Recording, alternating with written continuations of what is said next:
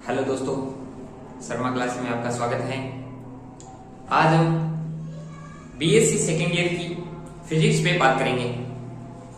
MGSU university के exam 24 मई से start है और फर्स्ट पेपर फिजिक्स का है 24 मई को।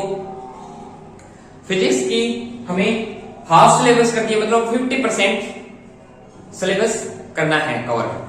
तो 3 घंटे की जगह 1.5 घंटा ही पेपर करना है। 1.5 घंटे का टाइम रहेगा, इसलिए अगर आप 3 यूनिट करेंगे तो भी 100 में से 100% कवर हो सकते हैं। अगर आप जैसे हर पेपर में 5 यूनिट होती है तो उनमें से कोई 3 कवर कर लो, आपके 100 में से 100% रहेंगे। बेस्ट आइडिया है कि 3 यूनिट कंप्लीट कर लो और 2 यूनिटों के छोटे क्वेश्चन तो जरूर, क्यों छोटे 10 आएंगे, उनमें से 6 क्वेश्चन करने होंगे।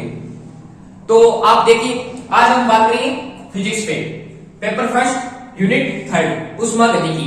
अब इसमें से मोस्ट इंपोर्टेंट क्वेश्चन के आंसर सहित मैं आपको करवाऊंगा। बात करते हैं ऊष्मागतिकी पर। पेपर फर्स्ट की यूनिट 3 है ऊष्मागतिकी। ऊष्मागतिकी किसे कहते हैं? जिसमें हम ऊष्मा का अध्ययन करते हैं, ऊष्मागतिकी कहलाती है। जिसमें हम ऊष्मा का अध्ययन करते हैं उसमें अब हम बात करेंगे मोस्ट इंपोर्टेंट क्वेश्चन। मैं आपको आंसर भी साथ बताऊंगा। फर्स्ट क्वेश्चन है हमारा, ये बनता है कार्नो की प्रमेय लिखिए। जो छोटे क्वेश्चन है उनमें से आ सकता है ये। तो इस यूनिट में 7 क्वेश्चन ही बन रहे हैं। तो आपको मैं बता दूं कि एक बड़ा क्वेश्चन हर यूनिट से आता है। 5 क्वेश्चन आएंगे, उनमें से एक करना होगा।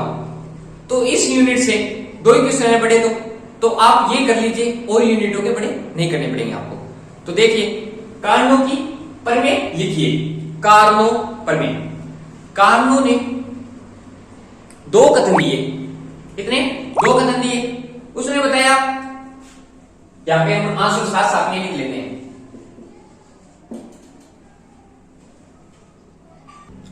कार्नो ने 2 कथन दिए थे। कौन कौन से? अब देखते हैं। कार्नो ने इंजन की दक्षता के लिए, कार्नो ने इंजन की दक्षता के लिए 2 कथन दिए।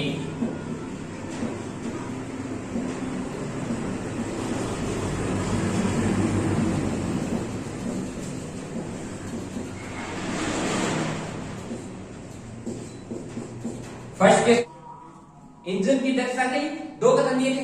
फर्स्ट क्वेश्चन उसने कहा, समान ताप T1 व T2 के लिए कोई कार्य कर उत्क्रमणीय इंजन व अनुत्क्रमणीय इंजन के लिए उत्क्रमणीय इंजन की दक्षता अनुत्क्रमणीय इंजन से अधिक होती है। उसने क्या कहा? समान ताप को T1 व T2 पर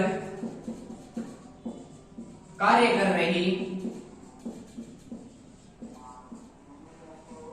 उत्क्रमणीय इंजन व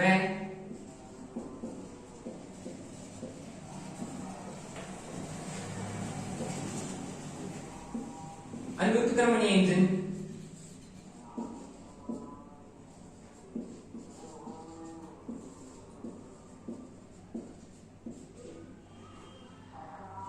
की दक्षता उत्क्रमणीय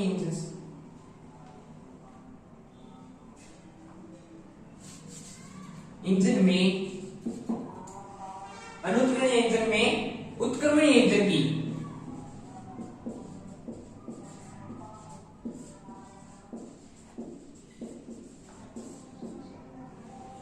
दक्षता अनुत्क्रमणीय इंजन से अधिक होती है।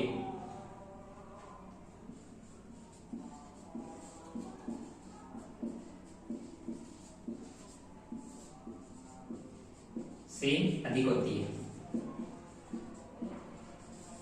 फर्स्ट कथन था ये उसका, कार्नो ने इंजन की दक्षता के लिए 2 कथन दिए थे। उसने फर्स्ट क्या कहा? समान ताप T1 व T2 पर कार्य कर रहे उत्क्रमणीय इंजन व अनुत्क्रमणीय इंजन में उत्क्रमणीय इंजन की दक्षता अनुत्क्रमणीय इंजन से अधिक होती है।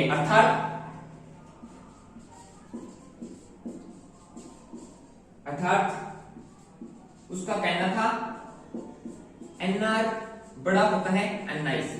ठीक है, ये उसकी फर्स्ट कथन था। सेकंड क्या कह रहा है? सेकंड कथन था उसका कि समान ताप T1 में T2 के मध्य कार्य कर रहे उत्क्रमणीय इंजन की दक्षता क्या होती है? समान होती है। उत्क्रमणीय इंजन की दक्षता हमेशा समान रहती है। समानता T1 व T2 के मध्य कार्य कर रही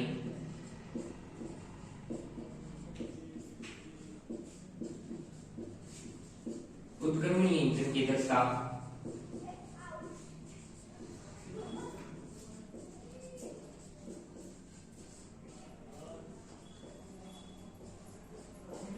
समान रहती है।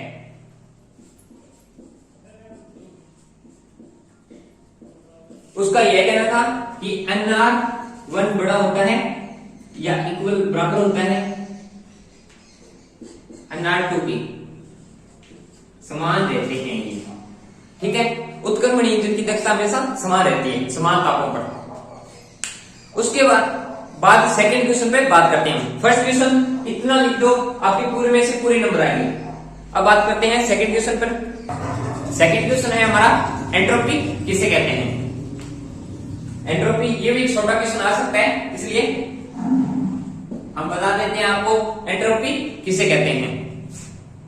एंट्रोपी किसी निकाय में ऊर्जा प्रदान करने से, मतलब किसी निकाय को हम ऊर्जा दे रहे हैं, उस ऊर्जा के कारण उसमें आई अव्यवस्था की माप, उस ऊर्जा के कारण उत्पन्न अव्यवस्था की माप को क्या कहते हैं?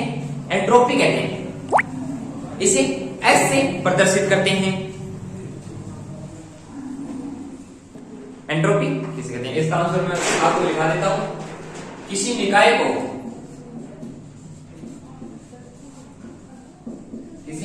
को ऊर्जा प्रदान करने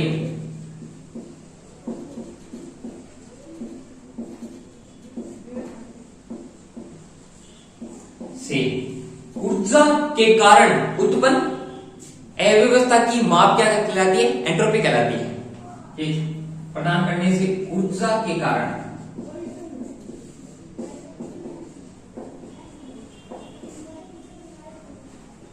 अव्यवस्था की माप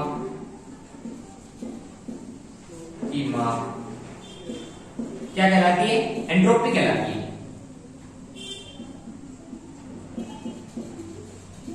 एंट्रोपी कहलाती है।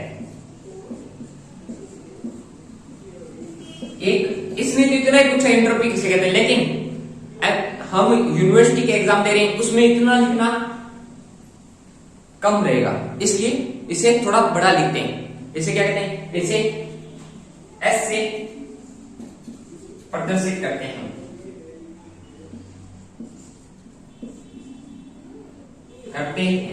या व्यक्त करते हैं, कुछ भी को एस से व्यक्त करते हैं।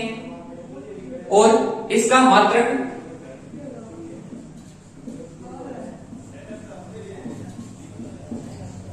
जूल पर केल्विन होता है। जूल पर केल्विन होता है। उसके बाद आप वो संबंध और लिख देना प्रायिकता वाला। और क्या कह सकते हैं एंट्रोपी में? और ये कह सकते हैं जिस प्रकार समतापी प्रकरण में ताप समान रहता है, उसी प्रकार लिख लेते हैं, जिस प्रकार समतापी प्रकरण में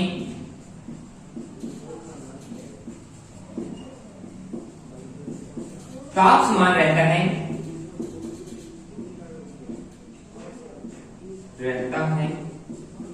उसी प्रकार रुद्धोष्म प्रकरण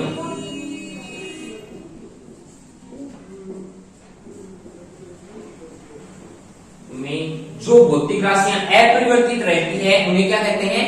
एंट्रोपी कहते हैं। उसी प्रकार रुद्धोष्म प्रकरण में जो भौतिक राशियां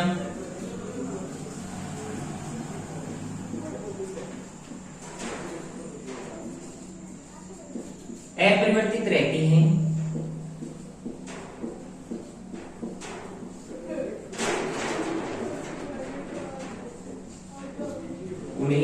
उसे एंट्रोपी कहते हैं।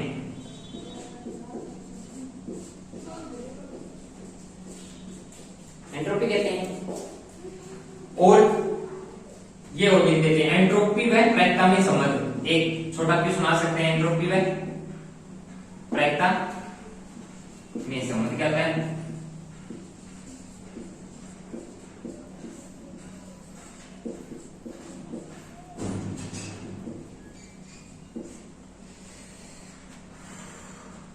गर्मी बहुत है।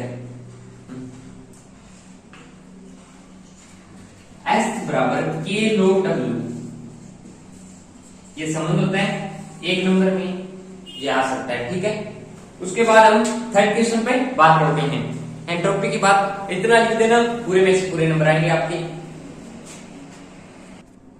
उसके बाद थर्ड क्वेश्चन है ऊष्मागतिकी के द्वितीय नियम के कथनों को लिखिए तथा सिद्ध कीजिए कि ये एक दूसरे के समतुल्य या तुल्य हैं। तो ऊष्मागतिकी के द्वितीय नियम के दो कथन हैं। आंसर इसके दो कथन हैं।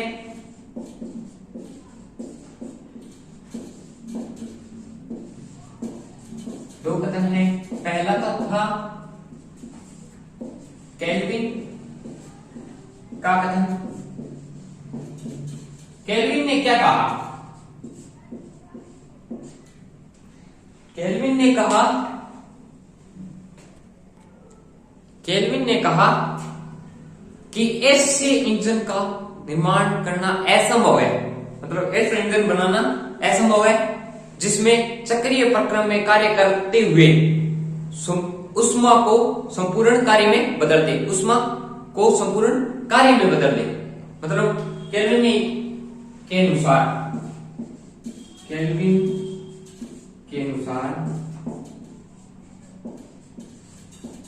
ऐसा इंजन बनाना असंभव है।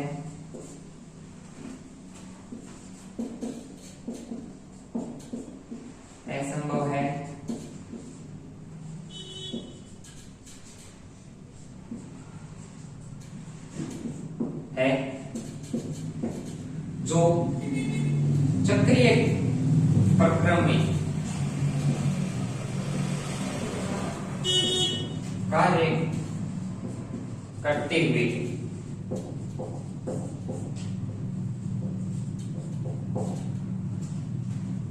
ऊष्मा को संपूर्ण कार्य में बदल दें।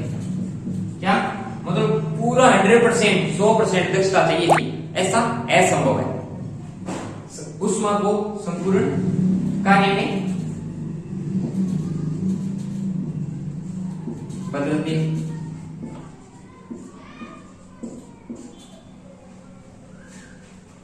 अर्थात ऊर्जा ही शून्य हो, ऊर्जा की खपत शून्य हो। इसने क्या कहा? ऐसा इंजन बनाना असंभव है जो संपूर्ण ऊष्मा को संपूर्ण कार्य में बदल दे।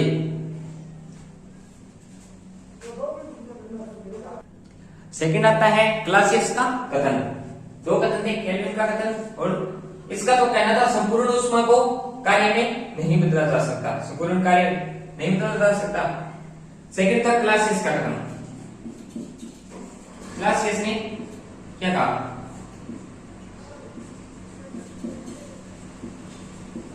इसके अनुसार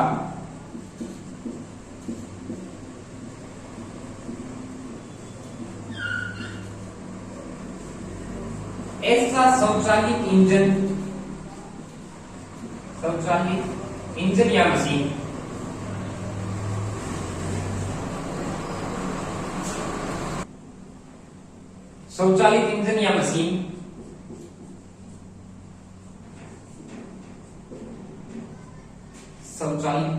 मशीन बनाना असंभव है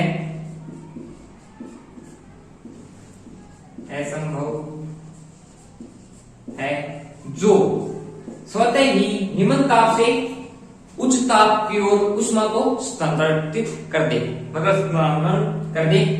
ऐसा इंजन बनाना असंभव है जो स्वतः ही निम्न ताप से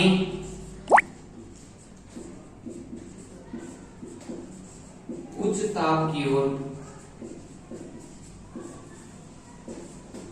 ऊर्जा का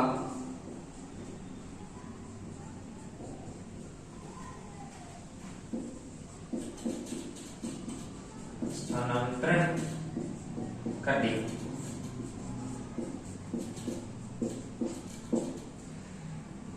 ये है उसके दो कथन। उसके बाद इसमें एक और पूछा गया है, ये एक दूसरे के तुल्य क्यों है। इसका हम ये लिखेंगे, सबसे पहले ये थ्योरी टाइप बता देता हूं मैं आपको क्या क्या लिखना है। इसमें आप ये लिख देना सबसे पहले कि केल्विन।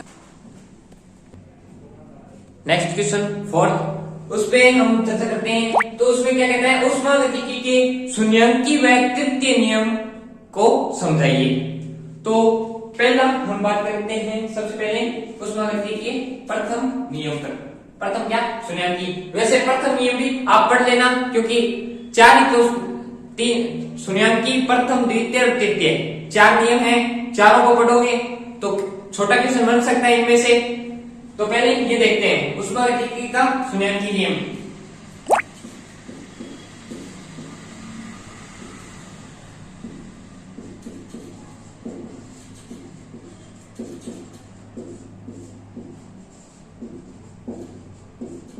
ये क्या कहते हैं, इस नियम के अनुसार कोई दो उष्मीय गतिकीय, किसी निकाय में दो उष्मीय गतिकीय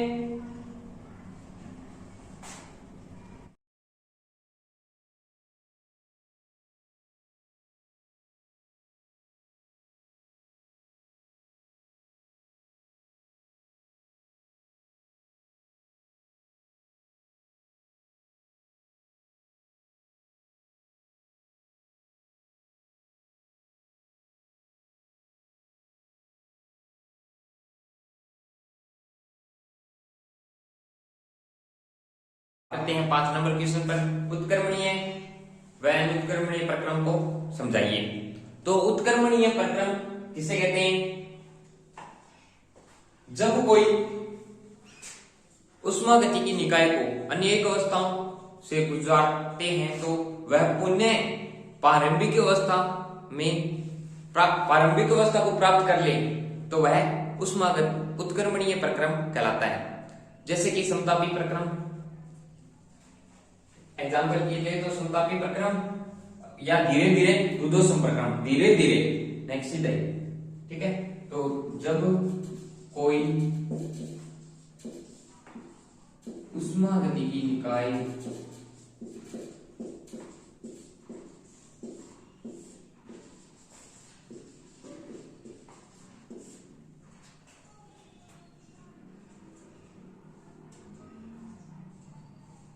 अनेक अवस्थाओं से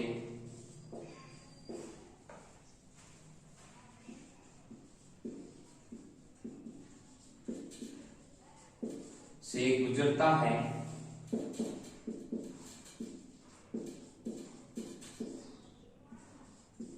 तो वह पुनः प्रारंभिक अवस्था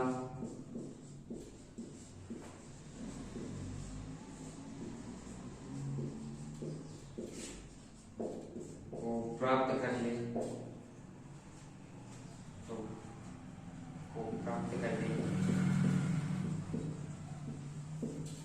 तो वह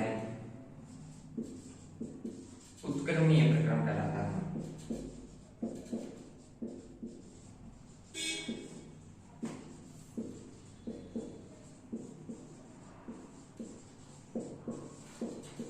एग्जाम्पल के लिए आप लिख लेना समतापी प्रक्रम, पूछ ले उदाहरण सही तो समझाइए। तो समतापी प्रक्रम का एग्जाम्पल दे देना।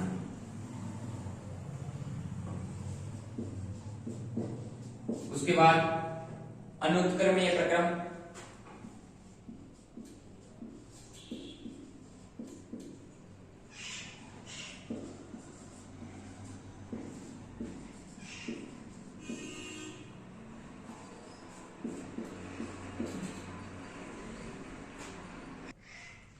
अनुत्क्रमणीय प्रक्रम वह प्रक्रम जिसमें निकाय को विपरीत अवस्था से वह अवस्था प्राप्त नहीं होती जो सीधे प्रक्रम में प्राप्त हुई थी। मतलब वह अवस्था नहीं लाई जा सकती जो विपरीत में प्राप्त नहीं हो सकती जो सीधे प्रक्रम में प्राप्त हो रही थी। ठीक है, लिख लेते हैं। वह प्रक्रम जिसमें निकाय को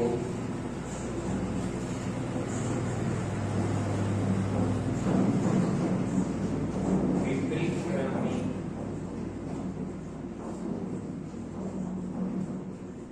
उन अवस्थाओं से नहीं गुजारा जा सकता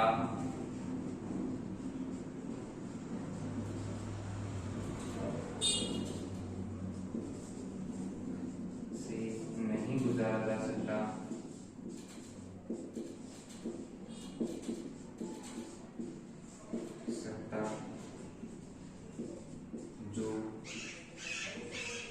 सीधे प्रक्रम के दौरान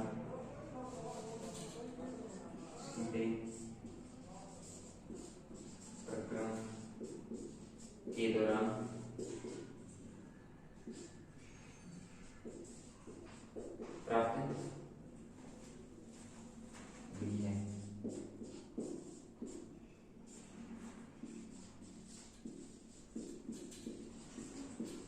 उसे अनुत्क्रमणीय प्रक्रम कहते हैं। प्रकृति के सभी प्रक्रम अनुत्क्रमणीय होते हैं। एग्जाम्पल के लिए तो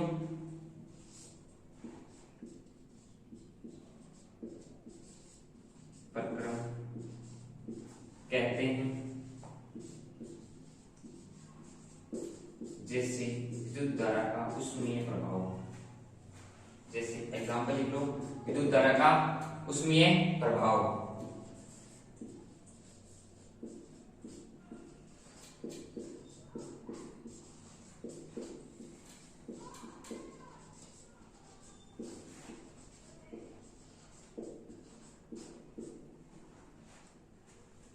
ओके, नेक्स्ट क्वेश्चन पे बात करते हैं। इसमें ये देख लो, उत्क्रमणीय प्रक्रम वह जब कोई ऊष्मागतिकी की निकाय अनेक अवस्थाओं से गुजरता हुआ पुनः प्रारंभिक अवस्था को प्राप्त कर लेता है तो वह उत्क्रमणीय प्रक्रम कहलाता है। जैसे समतापी प्रक्रम।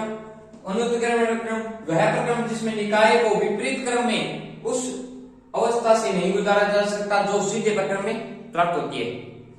अनुत्क्रमणीय प्रक्रम कहलाता है। प्रकृति के सभी प्रक्रम अनुत्क्रमणीय होते हैं वैसे तो, लेकिन एग्जांपल विद्युत धारा का उसमें प्रभाव। नेक्स्ट क्वेश्चन पे बात करते हैं। Question number 6। क्वेश्चन नंबर 6 में क्या कार्नो इंजन की कार्य प्रणाली को समझाते हुए उसकी क्षमता का सूत्र प्राप्त कीजिए या व्यंजक प्राप्त कीजिए। तो ये बड़े क्वेश्चनों में से आता है। इसमें हम थ्योरेटिकल टाइप कर लेते हैं या थ्योरी तो आप लिख लो, मैं आपको बताता हूं। शांति कार्नो ने क्या किया था, 100% दक्षता वाले इंजन की कल्पना की थी कि वो 100% दक्षता प्राप्त करेगा। उसने कल्पना की जो उत्क्रमणीय प्रक्रम पर आधारित था।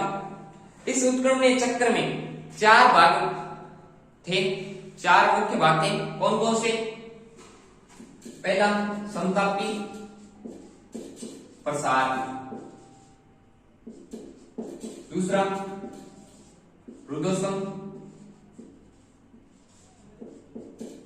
प्रसार,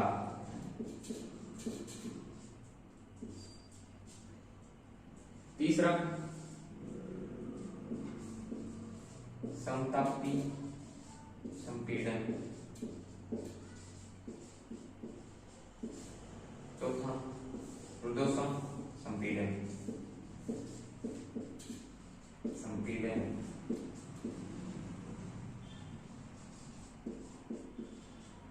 4 भाग मुख्य थे उत्क्रमणीय चक्र के।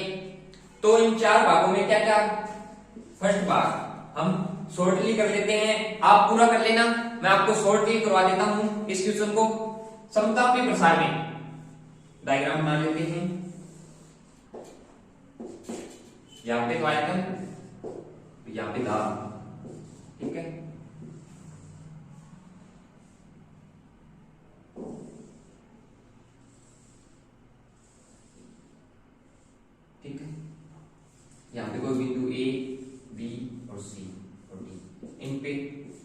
दाब V1, आयतन V1 और ताप T1, ताप तो समान ही रहेगा दोनों ही, T1 T2 V2 और T1, यहाँ पे P3 V3 T2, यहाँ पे P4 V4 T2, यहाँ पे तो होता है समतापी प्रसार, यहाँ पे रुद्धोष्म प्रसार,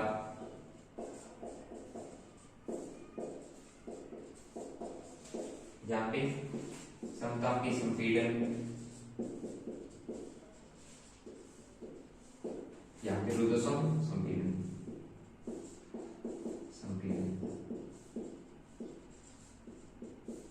ये ऐसे चलता है। इसमें क्या होता है, समतापी प्रसार में हमें ये एबी वक्र प्राप्त होता है। कौन सा, ये देखो इस डायग्राम दिख रहा है क्या, 2 मिनट अब दिखेगा, ये देखो एबी वक्र प्राप्त होता है। इसमें क्या क्या हो रहा है, देखो ये दाब नीचे जा रहा है, इससे इस अवस्था से यहाँ पे आ रहा है, तो दाब तो घट रहा है और आयतन यहां से इस स्थिति से यहां पे जा रहा है, तो आयतन बढ़ रहा है। दाब तो घटता है समतापी प्रसार में और आयतन बढ़ता है। ऐसा ही ये देखो इसमें रुद्धोष्म प्रसार में क्या होता है, दाब घटता है और आयतन बढ़ता है, लेकिन समतापी संपीड़न में आयतन वापस, मतलब आयतन घट रहा है और दाब बढ़ रहा है। देखो ऊपर जा रही है थोड़ी, इसमें थोड़ा सा ये ऊपर है बिंदु इससे, ठीक है। तो ये क्या है, दाब बढ़ता है समतापी संपीड़न में, ऐसी स्थिति इसमें रुद्धोष्म संपीड़न में होती है। लेकिन इसमें क्या होता है, सबसे पहले समतापी प्रसार में सिलेंडर को स्रोत पर रखा जाता है, सिलेंडर को स्रोत पर रख दिया, उसके बाद जो कार्य हो रहा है वो देखते हैं, कार्य या ऊष्मा W1, सीधा ही करवाता हूं, W1 आपको बता देता हूं, ठीक है। अगर आपको रुद्धोष्म प्रसार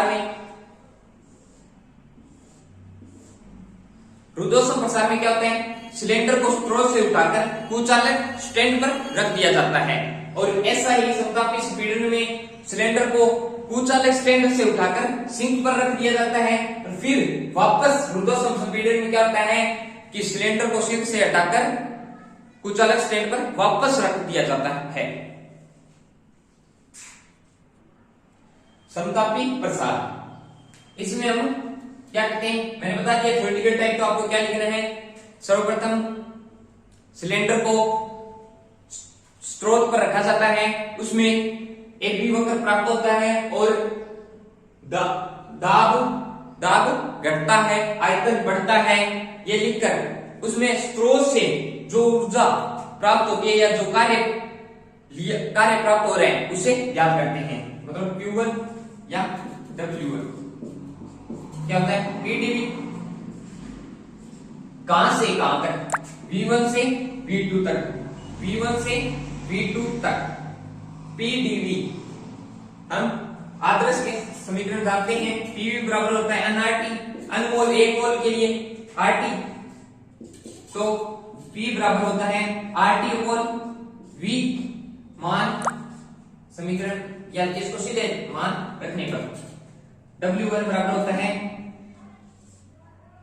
RT upon V dV, RT constant है, बाहर ले लेते हैं, RT कांस्टेंट है तो RT बाहर आ गया, या यहां पे करवा देता हूं, W1 बराबर होता है RT कांस्टेंट आ गया, V1 से V2 तक समाकलन करेंगे 1/V का dV के सापेक्ष, तो क्या होगा RT 1/V का क्या होता है, log V, V1 से V2 तक, तो RT equal log V2 minus log V1, log में माइनस हो तो RT equal log V2 upon V1, ठीक है, ये हमें प्राप्त हो गया। इसमें ताप कितना है, T1 है ना, ये देखो T1 है तो ताप को T1 से प्रदर्शित कर दिया। ये है हमारे पास W1 समीकरण 1 माना इसे, दिख रहा है? हाँ दिख रहा है। उसके बाद हम चलते हैं रुद्धोष्म प्रसार में। रुद्धोष्म प्रसार में क्या होता है, ये बीसी वक्र प्राप्त होता है हमें, और दाब तो घटता ही है, आयतन बढ़ता है इसी में भी, लेकिन रुद्धोष्म है तो W2 बराबर होता है, कहां से कहां तक है, V2 से V3 तक PdV, लेकिन PVR आदर्श समीकरण नियतांक होता है कांस्टेंट, नियतांक को हम K मान लेते हैं, तो P बराबर K/VR मान यहां पे रखने पर ये दो तो प्राप्त कर लेते हैं, और W3 और W4 का मान सीधा रख लेंगे हम। इसी प्रकार क्या होगा उनका भी, तो P की जगह K/VR dV, K constant, K बाहर आ गया, इसको क्या लिखा V माइनस R, क्योंकि ऊपर आके माइनस R आ गया, dV समाकलन करने पर V2 से V3 तक है, V2 से V3 तक, ठीक है। तो ये समाकलन, रुको 2 मिनट, यहां पे करते हैं, ये थोड़ा सा क्लियर करते हैं। हमें W1 चाहिए, ये W1 है, लिखाओ, ठीक है। W2 ज्ञात करें, देखो K कांस्टेंट V2 से V3 तक जा रहा है, और ये हमारे इसका समाकलन करना है, V minus R dV, V2 से V3 K कांस्टेंट W2 या Q। इसका समाकलन क्या होता है कि +1 - 1 जो समीकरण हो कि V2 से V3 तक, या ऐसे करो, V minus R plus 1 upon minus R plus 1 V2 से V3 तक।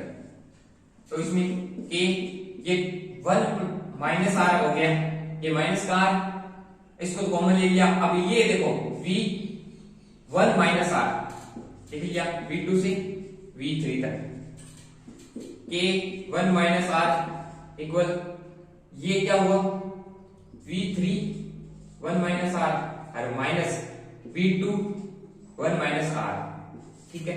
अब K का अंदर मल्टीप्लाई कर देते हैं, 1 minus 1 R V3 K V3 1 minus R minus K V2 1 minus R, ठीक है। अब K V3,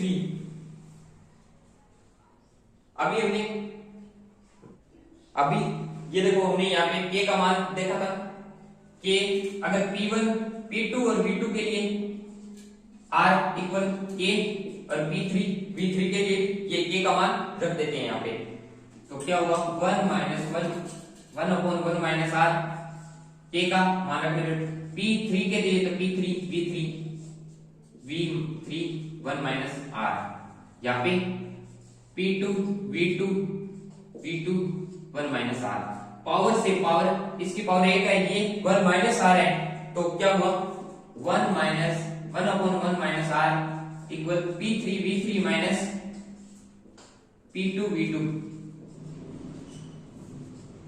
हमें प्राप्त हो गया। अब इसमें से यहां पे हम आदर्श गैस समीकरण लगा लेते हैं। आदर्श गैस समीकरण क्या होती है, P बराबर RT,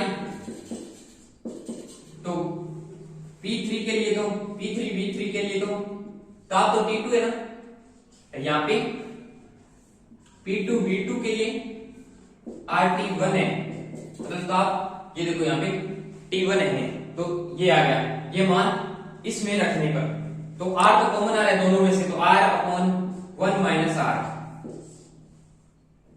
T2 माइनस T1, ये W2 प्राप्त हो गया।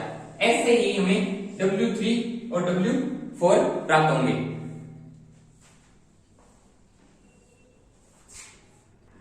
W3 क्या होता है, समतापी संपीड़न, इसमें अवस्था तो V3 से V4 जा रही है, तो सीधा ही लिखता हूं मैं, वैसे कर लेना आप, RT T2 है तो T2 log V4 से V3। इसी जो W1 में समतापी प्रसार किया था उसमें समतापी संपीड़न कर दिया, लेकिन रहेगा तो समतापी, इसलिए जो ये है W3 और W4 में रुद्धोष्म संपीड़न है, तो रुद्धोष्म संपीड़न में ये -R1 -R T2 T1 ये प्राप्त होती है।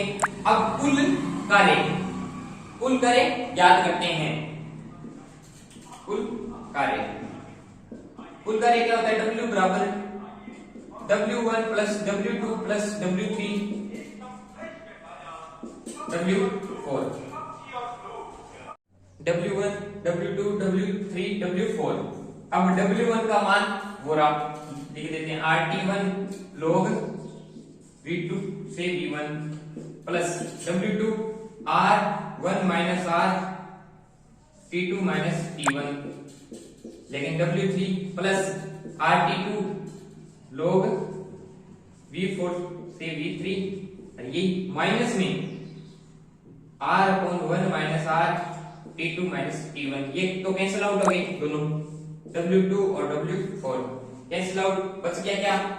RT1 log V2 V1 plus RT2 log V4 से V3, ठीक है, ये हो गया W।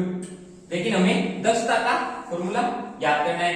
दक्षता बराबर नीटा, मतलब नीटा बराबर क्या होता है?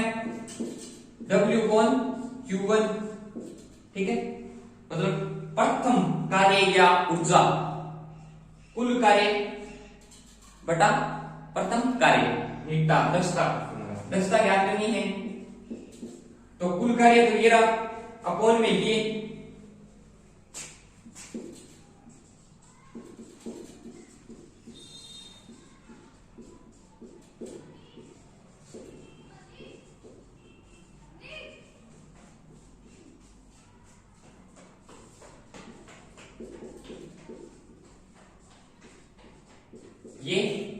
हमने मान रख दिया W का और Q1 का, ठीक है।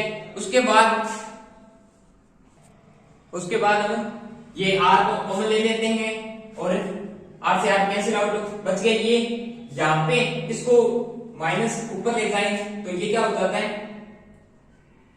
V3/V4 इनवर्स आ गया, तो इनवर्स को हटाएंगे तो यहाँ पे माइनस आ जाएगा। R से R कैंसिल आउट, सभी के R हटा दिए मैंने, क्यों शॉर्ट कर देते हैं, ये आ गया। अब रुद्धोष्म अवस्थाओं के समीकरण से हम ये याद कर लेंगे कि V3/V4 इक्वल होता है V2/V1। ये हम रुद्धोष्म अवस्थाओं से ज्ञात करेंगे। T2/T1 बराबर होता है V3/V2 की पावर 1 माइनस R। ये याद करके उसके बाद मान रख देंगे, तो ये तो इतना तो कॉमन आ जाएगा, ये यहाँ पे कर लेते हैं हम 2 मिनट। ये लास्ट आपको क्या है?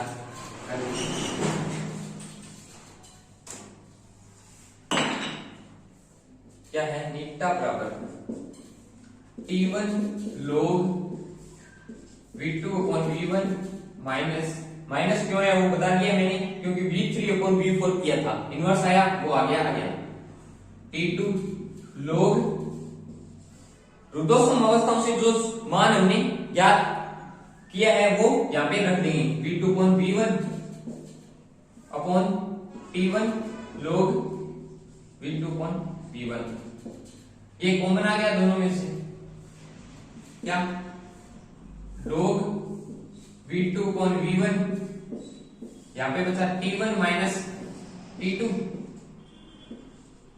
और नीचे T1 log V2/V1, ये कैंसिल आउट हो गया, इससे बचा क्या? T1 minus T2/T1।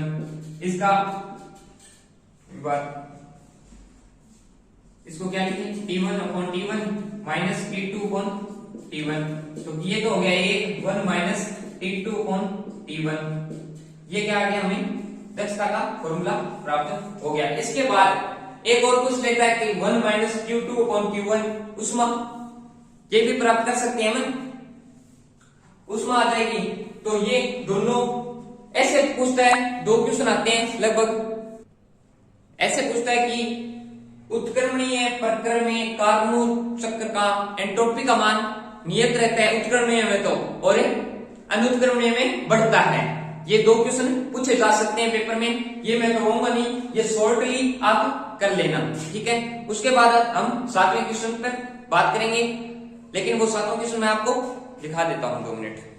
Question number 7 क्या है, स्पष्ट करो कि केल्विन तापक्रम से मापे गए ताप पूर्ण तापक्रम के से मापे गए तापों के समान होते हैं। इसमें हम क्या करेंगे वो बताता हूं मैं आपको। ये भी कुछ बड़ा ही है वैसे तो, ये भी 5 नंबर वाली क्वेश्चन में से आ सकता है। इसमें हम सबसे पहले लिखेंगे हेडिंग में 7वें क्वेश्चन पर बात कर रहे थे। इसका आंसर मैंने पहले लिख लिया क्योंकि ये इजी भी है थोड़ा और थ्योरेटिकल टाइप थोड़ा ज्यादा था, इसलिए थोड़ा आंसर लिख लिया, थोड़ा लास्ट में और कर लेंगे। इसमें क्या करेंगे हम, मानना कोई ताप Q1 है, Q2 तापों के मध्य कार्य करता है।